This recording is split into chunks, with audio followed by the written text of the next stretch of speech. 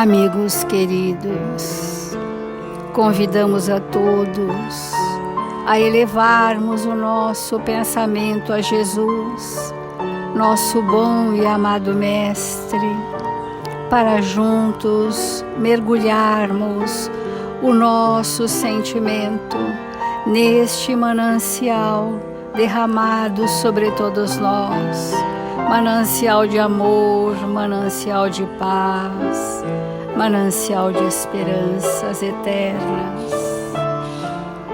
Se conosco, Senhor, envolva-nos, Mestre amado, nos teus sentimentos misericordiosos, para que fortalecidos possamos seguir em passos retilíneos aos ensinamentos do seu Evangelho.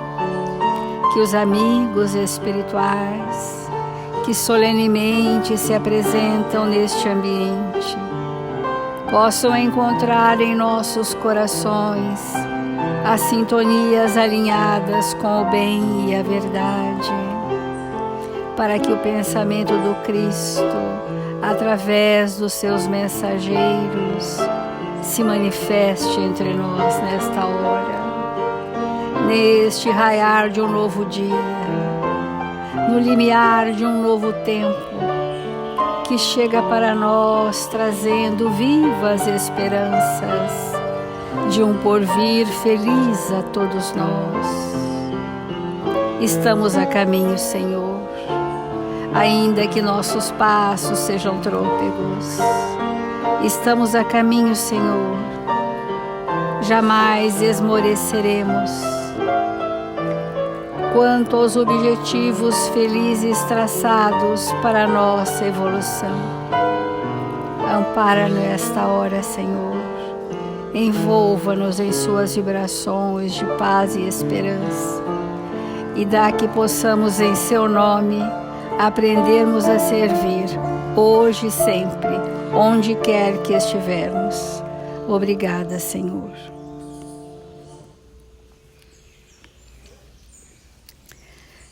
Do Evangelho segundo o Espiritismo, nós estamos no capítulo Amar o Próximo como a si mesmo.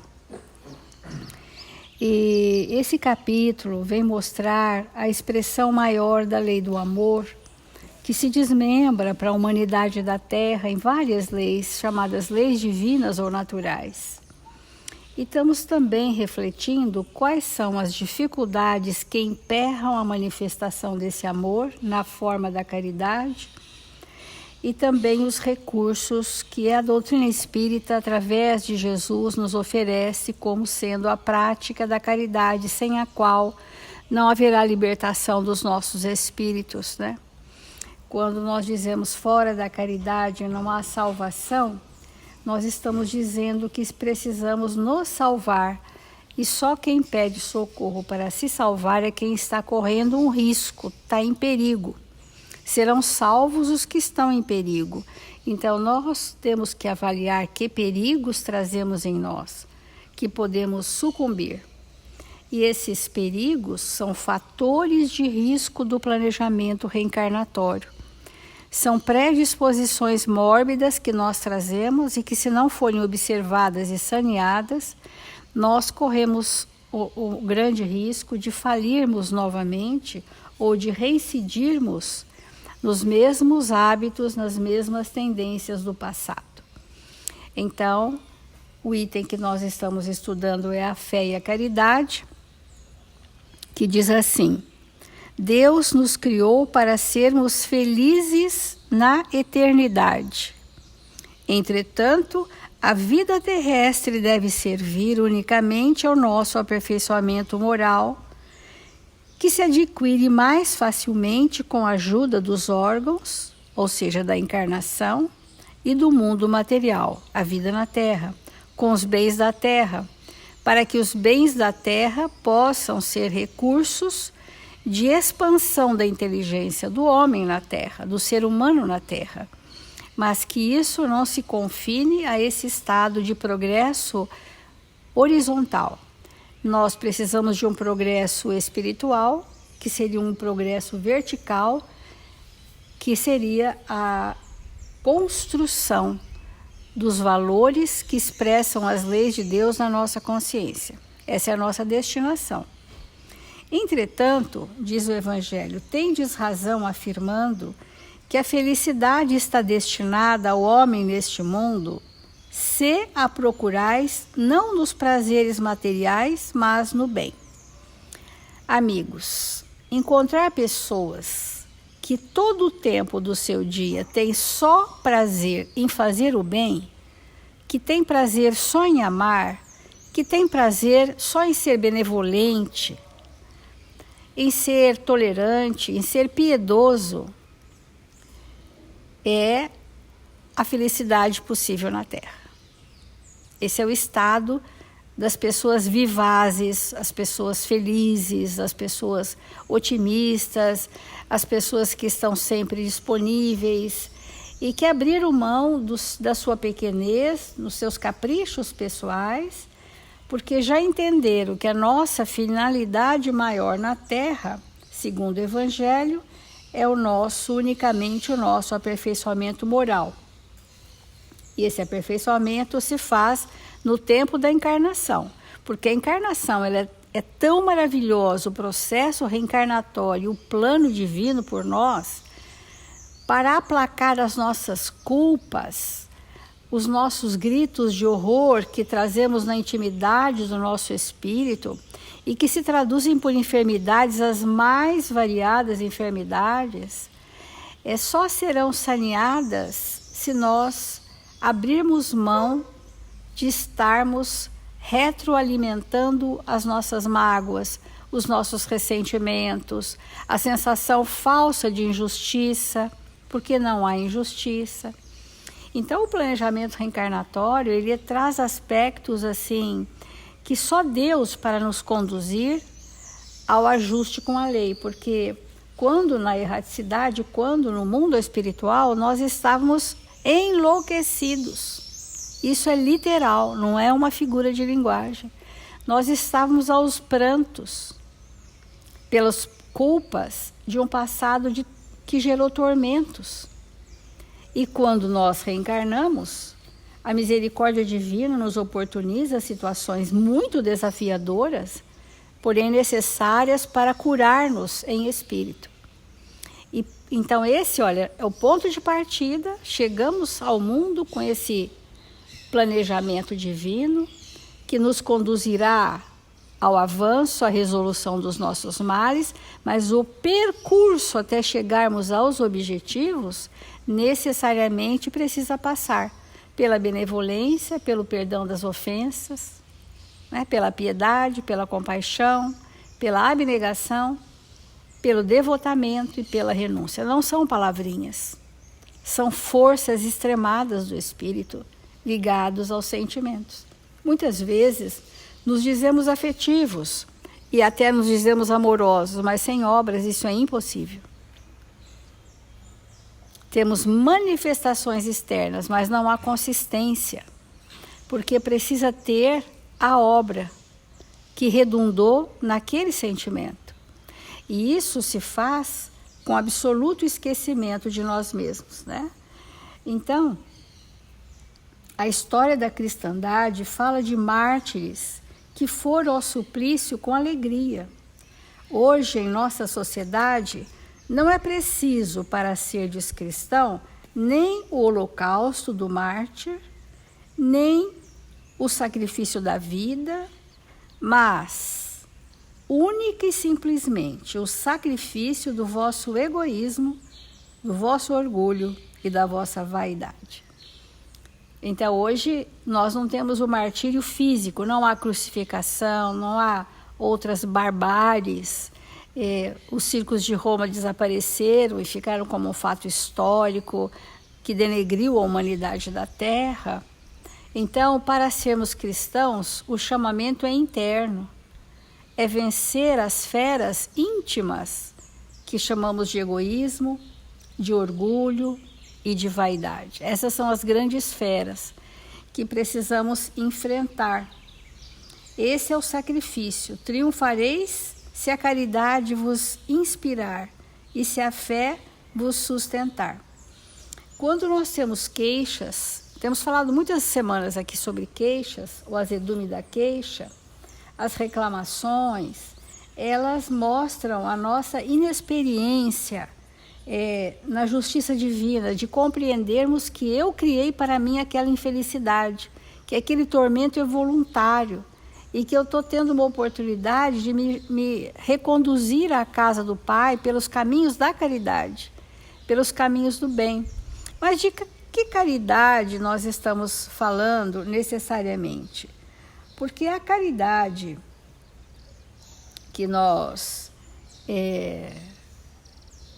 estamos querendo envolver aqui é a caridade do sentimento, aquela caridade essencial que há 2 dias estamos falando, que Emmanuel trouxe para nós. Qual é a caridade essencial? A caridade essencial é o nosso pensamento, sentimento e ações estarem com Jesus, para que Jesus esteja conosco. Isso que é o essencial, é o cerne da identidade do Espírito, que ele vibra em ressonância com os ensinamentos de Jesus. O pensamento e o sentimento estão alinhados, porque muitas vezes nós estamos fazendo do que não estamos sentindo, estamos falando daquilo que não fazemos, estamos pensando o contrário ao bem e à verdade, mas o nosso comportamento externo parece ser do bonzinho. Isso é um retrato da humanidade, da incoerência da humanidade. O face do bonzinho, a fala do bonzinho, o espírito oco, como ontem dizemos, vazios de construções e que não sustentam a nossa fé, porque essa fé que se refere ao Evangelho é a fé robustecida na ação. E o Emmanuel traz para nós uma lição do Espírito da Verdade, que chama benefício oculto, porque a caridade é aquela que ninguém vê que fazemos. Ninguém vê. Porque se alguém vê, ou se a gente, alguma demonstração quiser e até perguntar para alguém, mas você não viu que eu fiz isso para você? Olha, às vezes mães falam isso para os filhos e filhos falam isso para os pais, né? Mães falam, você não vê quanto eu já me sacrifiquei, quanto isso, quanto... Então, não valeu nada o que fez até então, porque tem uma cobrança de expectativa, né? Ou os pais que falam, ou os filhos que falam para os seus pais, nossa, eu deixei de sair, eu deixei de fazer isso, eu deixei de fazer aquilo para cuidar, enfim. E nos relacionamentos familiares, conjugais, essas cobranças do que um fez, do que o outro não fez, derruem na hora qualquer impulso do bem que a nossa intenção tivesse. Qualquer coisa do bem vai por água abaixo porque houve uma cobrança, né, sobre o mal ou sobre o bem que fizemos, mas que na verdade era um mal. Porque essa caridade que você depois cobra do que fez, ela nem chega a ser o bem, quanto mais a caridade. Então, quando Emmanuel traz aqui benefício oculto, ele diz assim: não saiba a vossa mão esquerda o que oferece a direita. É a lição de Jesus que constantemente nos sugere a sementeira do bem oculto. Mas o bem que nós fazemos é um estado de alma, de vibrações felizes, de pacificação dos nossos tormentos. Entretanto, é preciso lembrar que nem só de pão vive o homem. Não se alimenta a virtude tão somente de recursos materiais. Porque na casa espírita, desde que as casas espíritas existem e outras instituições beneméritas existem, é incentivado, né, alimentar quem está com fome, cobrir quem está nu, né? E isso faz parte das nossas ações externas, que às vezes a pessoa está triste naquele dia, ela está com raiva, ela está lá fazendo aquelas ações, não vão repercutir no mundo íntimo dela. Acima do benefício que se esconde para ser mais seguro no campo físico, de modo a que se não firam corpos doentes e bocas famintas pelos acúlios da ostentação, porque quando a pessoa pensa dar um bem material, mínimo que seja, mas ela tem uma forma de doar que pode ferir quem recebe, pode humilhar quem recebe. E isso é mais um mal do que um pretenso bem. Porque o que veiculou aqueles mínimos alimentos, aquela veste que não nos servia mais, aquilo pode ser um ponto de subjugação e de humilhação. Então, os déspotas pretensamente querem fazer o bem assim, deixando o outro sob o seu jugo, né? E o outro recebe aquele estado, ainda se sente humilhado em receber.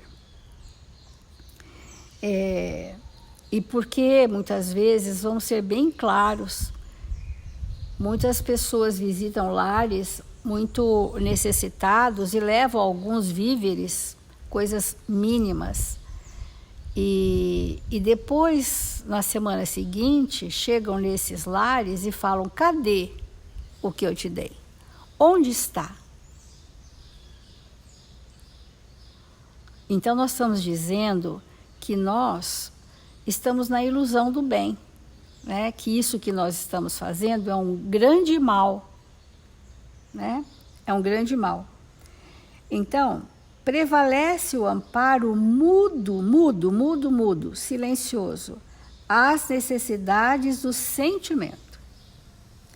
Na esfera do espírito, a fim de que os tóxicos da maldade e desastres do escândalo não arrasem experiências preciosas com o fogo da imprevidência. Esse momento aqui do esclarecimento de Emmanuel é muito profundo. Amparar mudo as necessidades do sentimento de alguém na esfera do espírito, para que nunca ele saiba o tempo e o sentimento que você se dedicou anonimamente, com preces intercessórias e com ações nobres, para que alguém se reerga. A fim de que os tóxicos da maldade e desastres do escândalo, que são dores, um estado de agressividade de alguém, ele está denunciando um sofrimento que, não sabendo expressar de outra forma, expressa assim. São os grandes dores do espírito. Não arrasem experiências preciosas com o fogo da imprevidência. Se percebes no companheiro as escamas do orgulho ou da rebeldia, envolve-o no clima da humildade. Essa é a caridade. Mas, para que eu possa envolver alguém no ambiente da humildade, a humildade tem que ser uma construção em mim. Do contrário, muito pouco ou quase nada farei por aquele que está sob escamas do orgulho. Escamas porque são aparências, né? A escama, geralmente, ela é luminosa, ela é encantadora, mas ela é áspera, ela nos impede de chegar, né? Então, só o clima da humildade pode encontrar porosidades nessa carapaça do orgulho de alguém, né? E quando o pretenso bem chega para, muitas vezes, doutrinar, muitas vezes apontar caminhos, muitas vezes querer fazer com que a pessoa faça coisas, isso é o contrário da caridade. Nós pensamos que é o bem, mas é o contrário da caridade. Então, nos façamos humildes, verdadeiramente, quando esse sentimento já prenunciou em nós, porque a humildade suprema não temos, mas quem sabe já tem um prenúncio deste valor em nós, e o prenúncio desse valor é o mínimo dos mínimos recursos que alguém possui para envolver alguém que está no escândalo, que está no fogo, que está nos tóxicos da maledicência, sem apontar caminhos. Porque quando Jesus disse, eu sou o caminho, a verdade e a vida, ninguém vai ao Pai senão por mim, ele mostrou o caminho. Mas nós queremos apontar caminhos que não percorremos. Os caminhos de Jesus em nós precisam ter sido palmilhados para que alguém, se imantando nas nossas vibrações, ombreie conosco. Se cairmos, cairemos juntos, nos ergueremos juntos, continuaremos juntos na luta árdua desse caminhar eterno. Porque é assim que é a caridade, é mais ombrear do que pensar que ergo alguém se nem eu estou erguido. Que posso dizer que caminhos você pode percorrer se eu não os percorri. Então nós só vamos com o outro aonde chegamos conosco. Como o nosso limite é mínimo e não chegamos a lugar nenhum, precisamos ombrear, escorar. Olha, aquilo que você tem de melhor, eu me sustento.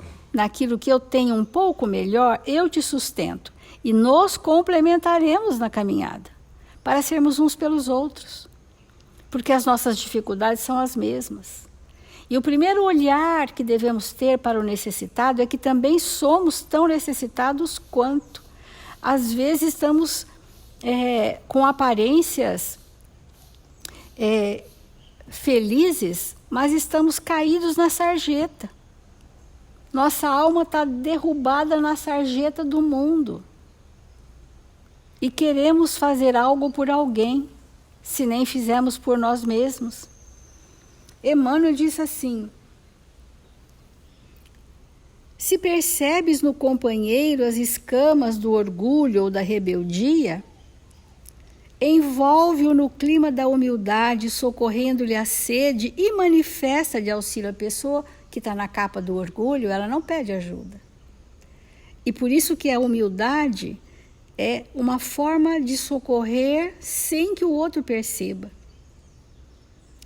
E se presenciaste a queda de alguém no caminho em que jornadeias, alonga-lhe os braços de irmão, para que se levante sem exagerar-lhe os desajustes com a referência insensata.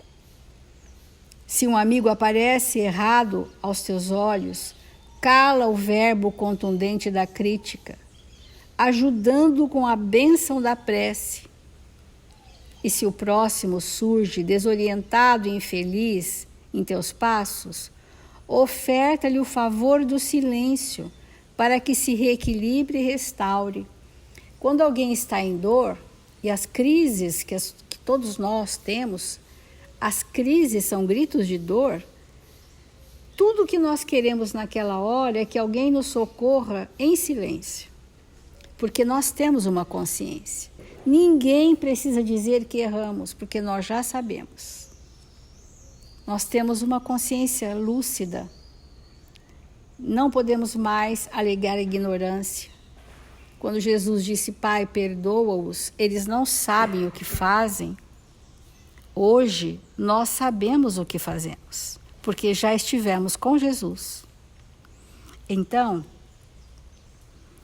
não vale encarecer cicatrizes e imperfeições a pretexto de apagá-las no corpo das horas, porquanto leve chaga tratada com desamor é sempre ferida, a tornar-se crônica com o tempo. Me vem um pensamento que o discernimento do bem e do mal nós não podemos perder. E a assertividade educa o espírito nos deslizes que cometemos. Então, não é contemporizar com o mal do outro que é caridoso. Não é se acumpliciar com o mal do outro que é caridoso. Não é fazer vistas grossas aos erros crassos que cometemos, mas termos a indulgência, sentimento que verte da humildade, da extremada compreensão do tempo evolutivo do outro, mas com a clareza do certo, do errado, do bem e do mal. Então, distribui desse modo a beneficência do agasalho, do pão, evitando humilhar quem te recolhe os gestos de providência e carinho.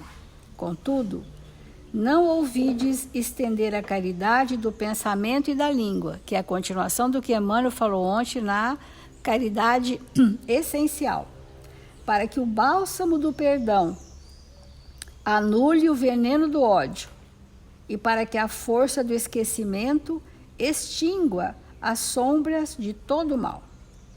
Então, é valoroso distribuir o pão e o agasalho. Isso já nos compõe, faz parte do homem de bem, é um ditame das nossas consciências para os espíritos que já estão prontos.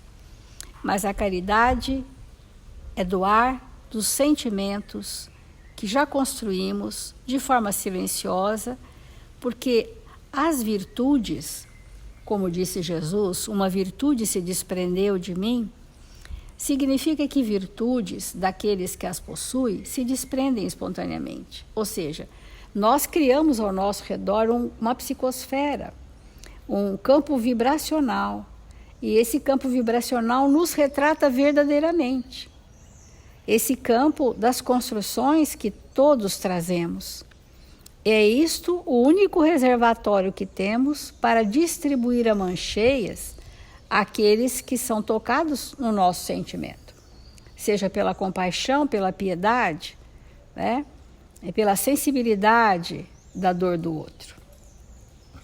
E quando nós estamos nesse estado de debruçar o nosso ser espiritual na dor do outro, com o completo sacrifício dos nossos interesses pessoais, seremos espíritos tão dinâmicos, tão prontos, porque essa força propulsora nos moverá para a eternidade na ação do bem constante. E então, todos os processos mórbidos armazenados em nós se dissiparão, porque a caridade nos liberta dos tormentos de nós mesmos. Vamos fazer a prece.